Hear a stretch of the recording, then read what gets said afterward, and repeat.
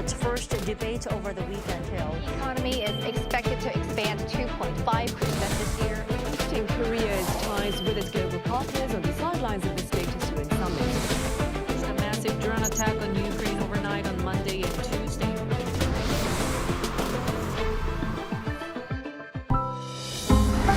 Arirang. Introducing Korean broadcast content that you won't be able to stop watching. For weary modern souls, Dr. Romantic, the quirky genius doctor of Puldam Hospital, prescribes heartwarming tales of humanity. A couple together for 7 years sees their rose-tinted glasses shatter. Can they keep their relationship alive? Discover the raw stories of youth, work, and love. Beyond what social media can show, experience the vibrant Korea through its hidden gems.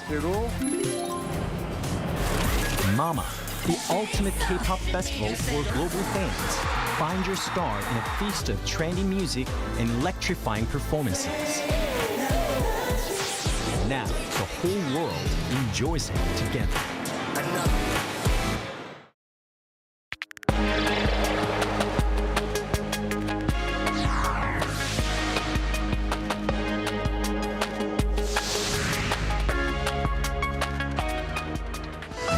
President Lee Jae-myung held a cabinet meeting this morning and said all but 2 Korean ships have exited the Strait of Hormuz. He also urged officials to carry out long-term measures to diversify energy and raw material supply chains. The death toll from last week's earthquakes in Venezuela has now risen to more than 1,700. With tens of thousands of people still missing, rescue teams continue to search for survivors, despite the passing of the crucial 72-hour survival window.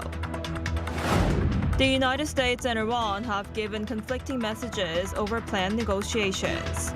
President Donald Trump said a meeting will be held in Qatar's capital on Tuesday, and that Tehran had requested talks, but Iran insisted that no meeting had been scheduled. Hello and thanks for joining us on Arirang News. President Lee Jae-myung has said that all but 2 Korean ships have exited the Strait of Hormuz. In a cabinet meeting on Tuesday, he said the vessels that have been trapped in the Persian Gulf have now passed through the strait, except for 2 that have no choice but to stay in the area due to certain reasons.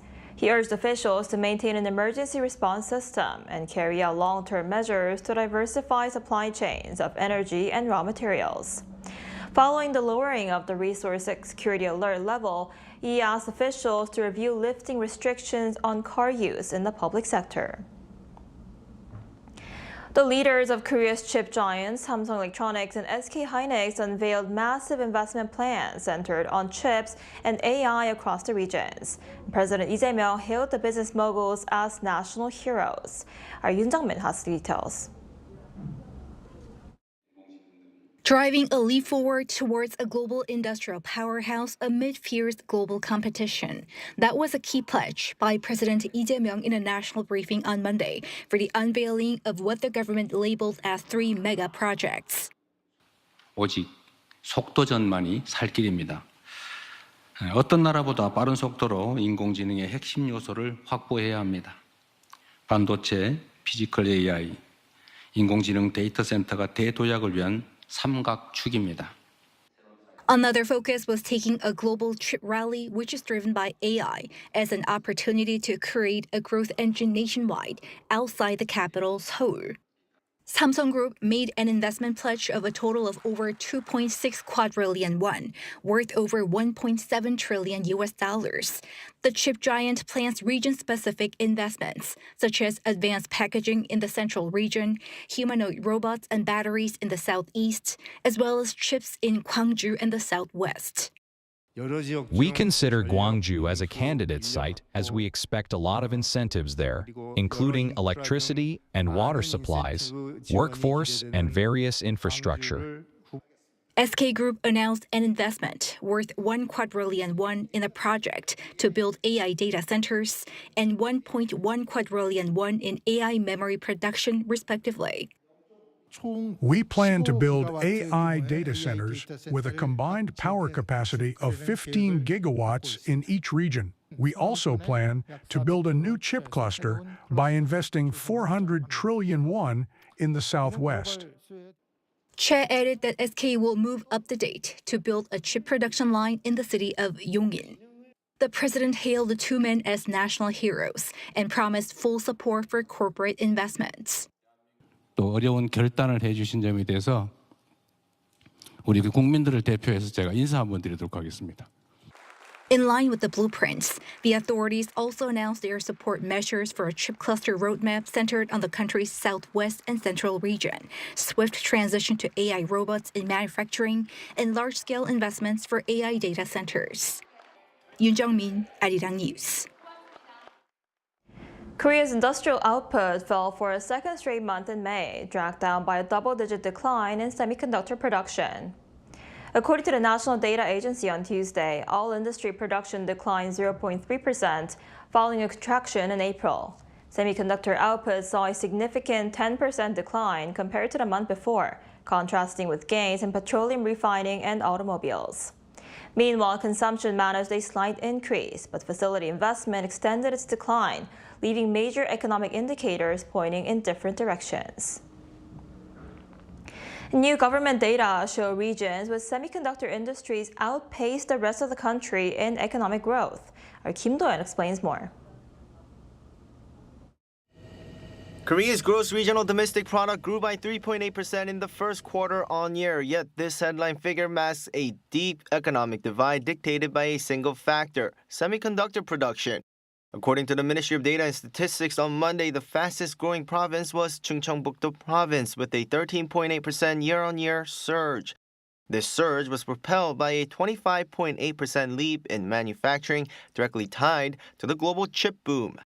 Gyeonggi-do province expanded by 6.2%, supported by a 14.2% rise in its industrial sector. In sharp contrast, Jeollanam-do province's output shrank by 0.8%, marking its fifth consecutive quarterly contraction. The figures reflect a high concentration of production facilities for Samsung Electronics and SK Hynix, spanning manufacturing hubs, including Pyeongtaek, Icheon, and Cheongju, alongside their densely clustered supplier networks in the area. This widening economic gap provides the critical policy justification for the government's highly anticipated mega-cluster investment in the Honam region announced on Monday, among other investments around the nation. This data confirms that regional economies face structural limitations without advanced technology infrastructure. In addition, apart from the semiconductor industry, the general manufacturing industry remained weak along with the construction industry. Meanwhile, Seoul and Sejong showed resilience. Seoul's service sector, driven by finance, insurance, and retail, grew by 5.1%, and Sejong expanded by 3.2%, bolstered by public administration and services activity. Kim Do-yeon, Arirang News. Domestic travel in South Korea surged in 2025, with key indicators including travel participation, trip frequency, and spending all rising. According to the Korea National Travel Survey released by the Culture Ministry and the Korea Culture and Tourism Institute on Tuesday, 97% of Koreans took at least one domestic trip, up 1.6 percentage points from a year earlier. The total domestic travel spending rose to a record high of 39.5 trillion Korean won, or $25.5 billion, a 7.3% increase from 2024. Travel demand also spread beyond the Seoul metropolitan area, with the number of travel days rising most sharply in Daejeon. The survey also showed changing travel trends, with more people enjoying food tourism. Electric flight has arrived in Korea. The country's first electric aircraft for passenger flights has entered commercial service. Our Kim Jun-ong looks at the future of urban air mobility.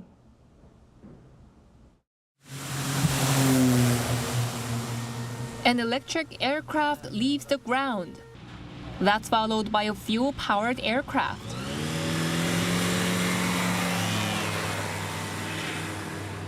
Revealing just how quiet the electric plane really is. Developed by Korean startup Tough Mobility, this electric aircraft became the first in Asia to earn safety certification. I'm now in in the air above Hwasong, Gyeonggi-do province, traveling at a speed of over 200 kilometers per hour. The aircraft lifted off with remarkable ease, and the ride feels smooth, fast, and impressively quiet. Much like an electric vehicle on the road, this plane plugs in to power up. A 1-hour charge is enough to keep it flying for up to 80 minutes. It also produces about 1/10 the noise of an aircraft powered by a regular engine. And with electric motors replacing the engine, there are no exhaust emissions. I used to fly fighter jets in the Air Force, and I can really feel the difference. This one is much quieter and has far less vibration. Flying without carbon emissions also makes me feel like I'm contributing to a more sustainable future. Lower operating prices are another key advantage. Rising fuel costs during the recent Middle East conflict have made electric aircraft an increasingly attractive alternative. They also contain fewer components than conventional aircraft, making maintenance simpler and less expensive. Sightseeing flights on this aircraft are now underway over the West Sea. With that, Korea is now the world's 12th country to bring electric aircraft into commercial operation. Furthermore, it's believed the sector could create strong synergy with Korea's advanced battery technology and charging infrastructure. As battery technology advances, flights could last around 4 hours and carry more passengers. That would open up new opportunities for smaller regional airports and improve connectivity to remote islands. With the government advancing its vision for urban air mobility, electric aircraft could mark the beginning of a shift beyond more than a century of traditional aviation. Kim Jun-ho, Arirang News.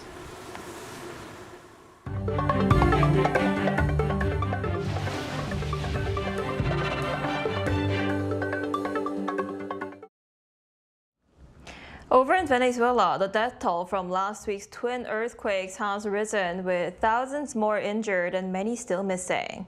Rescue teams are continuing to search through the rubble, even after the crucial 72-hour window for finding survivors has passed. Our Chung Il-im reports. The death toll from last week's twin earthquakes in Venezuela has risen again as the search for survivors continues. National Assembly President Jorge Rodriguez said on Monday that at least 1,700 people had been killed and more than 5,000 injured. The magnitude 7.5 and 7.2 quakes struck last Wednesday night, hitting La Guaira state and the capital Caracas particularly hard. More than 500 aftershocks have been recorded since then, including a magnitude 4.9 tremor early Monday, according to the UN. Despite passing the critical 72-hour golden window where the probability of survival is highest, crews have pulled off several miraculous rescues. On Sunday, an international coalition rescued 7 people alive from the rubble, including a 21-year-old man and a woman with her baby. According to a damage assessment released by NASA, it is estimated that more than 58,000 buildings have been damaged or destroyed. Meanwhile, the U.S. Geological Survey has issued a statistical model indicating there is a 44% probability that the final death toll will equal or exceed 10,000. I can give you a proxy indicator. We are procuring, and this is something that has been agreed with the authorities here, 10,000 body bags. The official also stated more than 25,000 emergency workers, police officers, and soldiers have been deployed, while international search and rescue teams continue to support operations on the ground.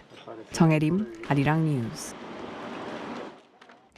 Questions are growing over the future of U.S.-Iran diplomacy after President Donald Trump announced new talks, but Tehran insisted no negotiations are currently planned. The conflicting messages come as both sides focus on implementing their recent ceasefire agreement following months of conflict across the Middle East. Our Lee Seung-jae has more. President Donald Trump said Monday that Iran had requested a meeting with U.S. officials, but Tehran denied that any new negotiations were currently planned following fresh attacks across the Persian Gulf over the weekend. Trump wrote on social media that a meeting between the two sides would take place on Tuesday in Doha, Qatar. White House Press Secretary Caroline Leavitt later said Special Envoy Steve Witkoff and the president's son-in-law, Jared Kushner, would travel to Qatar for the talks. Iran, however, pushed back against those claims, insisting that no negotiations with the United States are scheduled at any level in the coming days. Speaking to reporters, Iranian Foreign Ministry spokesman and negotiating team representative Ismail Bakai stated that Tehran's immediate priority is implementing the Memorandum of Understanding aimed at ending the conflict rather than initiating discussions on a broader agreement. He dismissed reports of a possible meeting with senior U.S. officials in Qatar, stressing that any American visit to Doha would not be related to Iran. The United States and Iran reached an interim agreement earlier this month that requires Tehran to dilute its stockpile of enriched uranium while providing sanctions relief backed by Washington.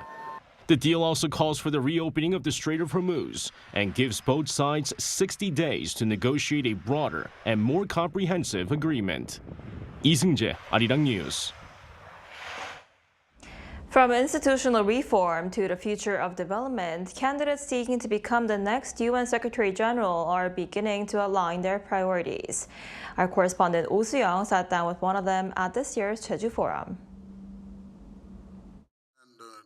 Rebuilding trust in the United Nations in a fragmented world requires reform and also a new approach to development. That's the message from former Senegalese President Macky Sall, who is seeking to become the next UN Secretary General. In an interview with Arirang TV on the sidelines of the Jeju Forum, Sall stressed the urgency of reform for the world's largest platform for multilateral cooperation. We're living in a fragmented world where trust has greatly diminished and where consensus has become difficult to achieve. And this has greatly weakened the United Nations.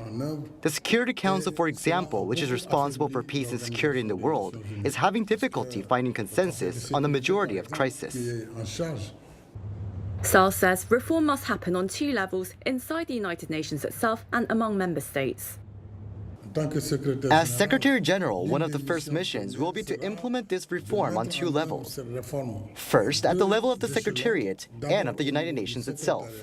How can we optimize its functioning? How can we also rationalize its resources and its missions? The second level is with the member states. On development, Sall says official development assistance has reached its limit. Africa's population now stands at 1.5 billion and is expected to reach 2.5 billion by 2050.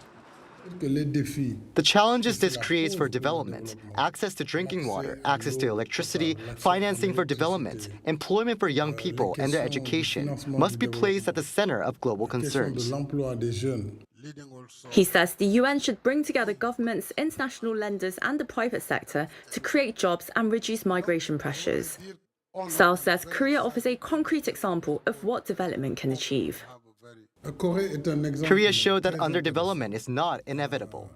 It went from receiving aid to becoming a donor country, a member of the OECD and the G20. The Korean example can inspire the world, particularly African countries. As president of Senegal, I worked extensively with Korea on economic cooperation, in the maritime sector, in the military and security fields, in agriculture, rice production, and in healthcare. The next UN Secretary General is expected to take office in January 2027 and faces the challenge of restoring confidence in multilateral cooperation at a time of deepening mistrust and global divisions. Oh Soo-young, Arirang News, Jeju.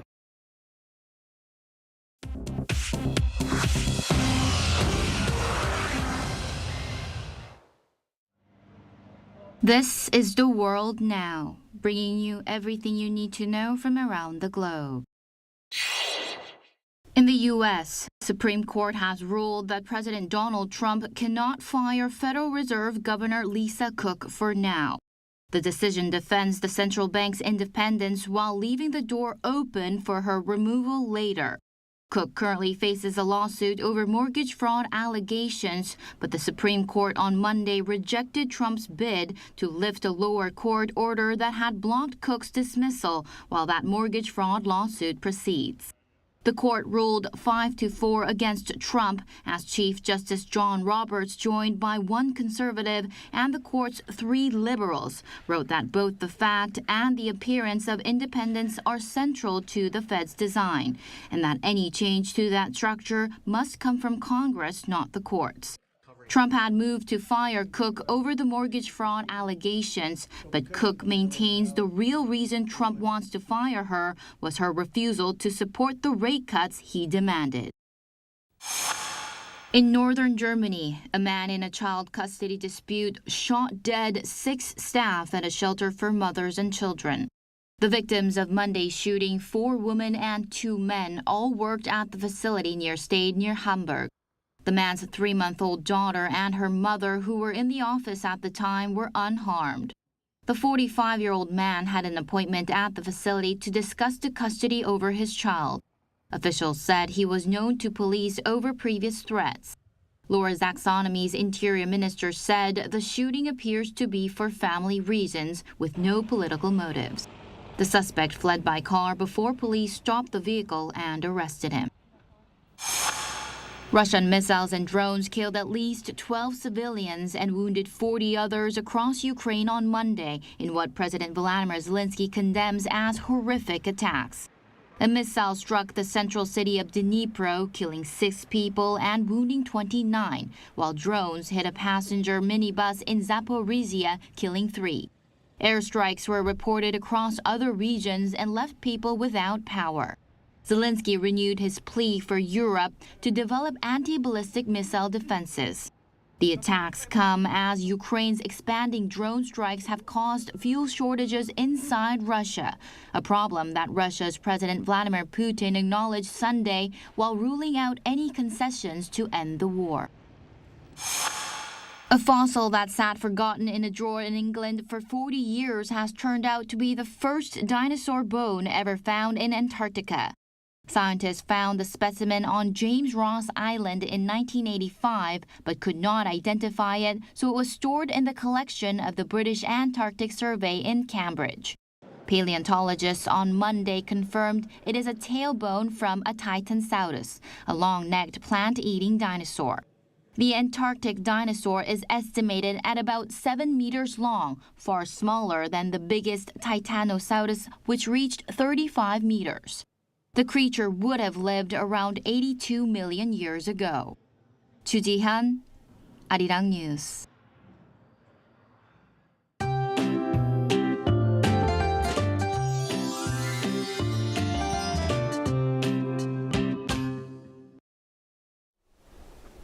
Expect another hot and humid summer day across much of the country. For the first time this season, all of Seoul is under a heat wave advisory, and additional areas in central Korea could be added later today. Meanwhile, this intense heat will once again trigger passing rain with thunderstorms. From this afternoon, many regions could see 5 to 50 millimeters of rainfall. Some storms could become quite strong, so the sunshine could change into stormy weather in a minute. So please keep a small umbrella handy. And this afternoon, Seoul and Daejeon will be getting up to 33 degrees Celsius, Daegu at 32 degrees. And tomorrow brings a big change for southern Korea. Heavy rain and strong winds will spread across Jeju-do Island and the southern coast, including intense downpours during the morning. In fact, the island will see showers into Sunday. Now that's all we have for today's noon edition of Arirang News. Thank you for watching. We'll be back at 5 p.m. Korea time. Stay tuned.